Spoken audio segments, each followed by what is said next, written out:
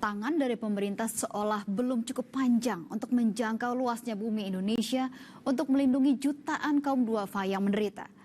Kondisi ini membuat sebagian warga pun tergerak. Mereka melahirkan gerakan kepedulian dalam ruang komunitas dan perkumpulan. Yohana Margareta memotret salah satunya. Sebuah gerakan rombongan bersedekah via media sosial yang kerap kali menjadi tangan penolong bagi sesama. Inilah liputan Yohana selengkapnya. Ya Allah, sekarang saya menerima manfaat. Tapi saya mudah-mudahan ke depan bisa kasih manfaat untuk banyak orang. Itulah sebuah janji dari seorang perempuan asal Cilacap, Jawa Tengah yang mengadu nasib di ibu kota bersama suami dan anaknya. Janji yang terbangun dari sebuah pengalaman hidup hingga mengantarkannya pada titik ini. Kedatangan Sandy ke ibu kota bukanlah sebuah perantauan biasa. Ia harus berjuang mengobati sang anak Nur Hakim karena suatu penyakit. Saya harus bawa anak saya ke Jakarta karena harus berobat, karena hidrosefalus. Lalu saya bertahan di Jakarta itu sekitar akhir 2014 saya kenal sedekah rombongan. Ternyata harus lama, jadi dengan biaya sendiri sampai habis itu saya di titik paling terendah. Saya cuma punya uang 2.000 waktu itu. Inilah cara yang dilakukan Sandy demi membiayai pengobatan Nur Hakim. Kepada saya, Sandy menceritakan datangnya pertolongan yang menjadi awal perubahan hidupnya. Karena tidak ada uang untuk bekal untuk kos, saya tinggal di basement rumah sakit selama 5 bulan. Sedekah rombongan datang dan menanyakan, Ibu Sandy apa yang Ibu Sandy butuhkan sekarang? Saya di situ nangis, bukan nangis sedih, sebetulnya ini orang mau ngapain, tanya-tanya saya. Dia bilang, saya ada titipan dari sedekaholic untuk disampaikan ke Ibu Sandy. Saya disantuni oleh sedekah rombongan sebesar 500.000. Itu saya pakai untuk makan. Dan wah, Tuhan kasih pertolongan saya begitu cepat. Itulah awal pertemuan Sandy dengan sebuah komunitas bernama Sedekah Rombongan. Sebuah gerakan sosial yang berdiri 5 tahun lalu di Yogyakarta atas respon terhadap bencana erupsi Merapi tahun 2010. Gerakan ini telah mengubah hidup banyak orang, termasuk Sandy. Di mata Dede, Sandy termasuk penerima bantuan yang berbeda. Uang operasional yang diberikan kepada Mbak Sandy itu tidak semuanya dipakai untuk makan, tapi dia jadikan modal untuk berdagang kerupuk waktu itu dia. Akhirnya dia menjual barangnya itu menggunakan toko online. Dia buat seperti toko online padahal cuma dengan media Facebook gitu. Ini membawa berkah. Ini dahsyat loh walaupun bundar-bundar ini. Kemudian hasilnya yang mencengangkan, di bulan berikutnya itu dia bisa laku sampai 4.000 kantong per bulannya. Koordinator sedekah rombongan Dede Saifuddin menjelaskan sebuah konsep yang diusung komunitas nirlabanya ini. Segala interaksi dan koordinasi antara pemberi dan penerima sedekah dilakukannya di dunia maya. Menurut Dede, dengan cara ini bantuan bisa langsung diterima tanpa proses yang rumit. Saya menganggap memang sedekah rombongan tuh ruhnya ada di sosial media. Di luar trust ini kita mempunyai kekuatan di sosial media. Maka kita tidak begitu ketemu langsung, kita bisa langsung survei, foto, bisa langsung disantuni saat itu juga. Itulah yang menjadi kalau teman-teman bilang kita ini adalah gerakan revolusioner gitu.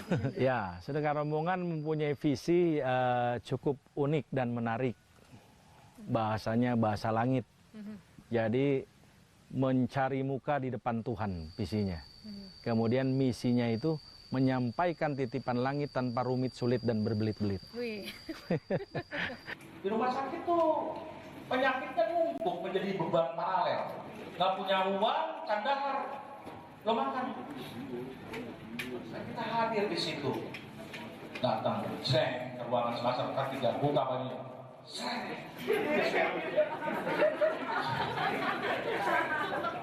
Lembaga nirlaba ini tidak akan berjalan tanpa adanya relawan yang meluangkan waktu dan pikiran tanpa pamrih. Para relawan ini disebut sebagai kurir sedekah. Mereka berasal dari berbagai kalangan yang tersebar dari Sabang hingga Merauke. Sebagai sebuah gerakan sosial kemanusiaan, kepercayaan para sedekaholik pun dibangun dengan keterbukaan.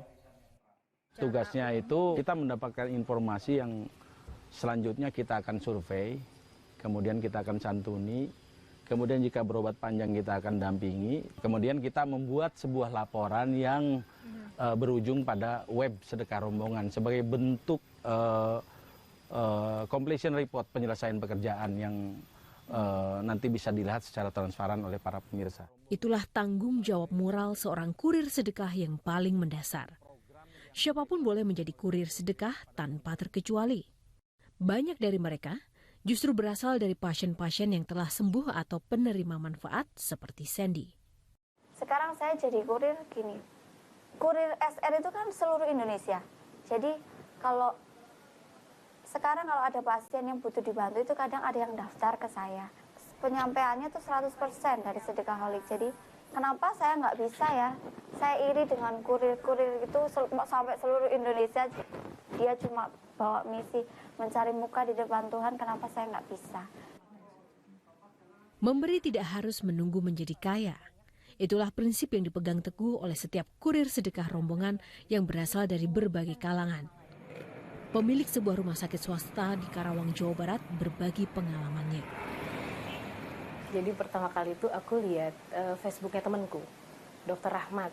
Nah pas lihat, apa ya nih sedekah rombongan gitu kan. Aku tuh nggak pernah ikut gerakan apapun. Nah ternyata mereka itu menyalurkannya 100%. Nah itu yang 100% itu tuh yang aku, oh ini kayaknya cocok nih, gitu. Cocok saya jadi kurir di sini, gitu. Meski baru 1 bulan terlibat dalam gerakan sosial sedekah rombongan, Pristin tidak menampik ada kedamaian yang ia dapatkan. Hal itulah yang juga ia bagikan kepada Samsudin, anak jalanan asal Karawang yang menjadi relawan pengemudi ambulans. Oh ini kurir juga ya? Iya, karena dulunya tuh emang sering minum, sering jahil sama orang gitu kan, sering main narkoba gitu kan. Nah sekarang pengen lebih bermanfaat lagi buat orang banyak gitu kan, pengen merubah hidup gitu kan ya, karena sering ngelihat orang-orang yang sakit itu kayak gimana gitu, orang-orang nggak mampu itu nggak gimana gitu kan ya. Nah di situ saya tergerak hati saya, ya Allah kalau emang saya ya kan diberikan umur panjang ya kan, saya ingin bermanfaat untuk orang banyak. Gitu. Selain menjangkau langsung kaum duafa yang membutuhkan pertolongan, gerakan sedekah rombongan ini pun juga memiliki 14 rumah singgah yang tersebar di sejumlah kota di Indonesia yang diperuntukkan khusus bagi kaum duafa yang sakit dan tidak memiliki tempat tinggal.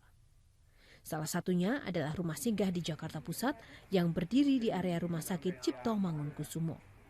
Di rumah sederhana inilah Ningsih, pasien asal Pekanbaru tinggal sementara untuk menjalani pengobatan tumor yang diderita oleh anaknya. Karena kita nggak mampu ya, dokternya nyaranin cari bantuan lah gitu. Tapi kebetulan ada SR jalan-jalan mungkin ke rumah sakit nengok pasiennya. Kebetulan dia mampir di kamar Diki.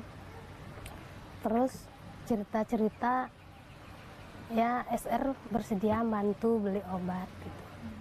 Tidak hanya Ningsih, hari demi hari potret kaum duafa sakit yang tertolong mulai memenuhi laman media sosial gerakan sedekah rombongan. Inilah pengakuan para penerima bantuan.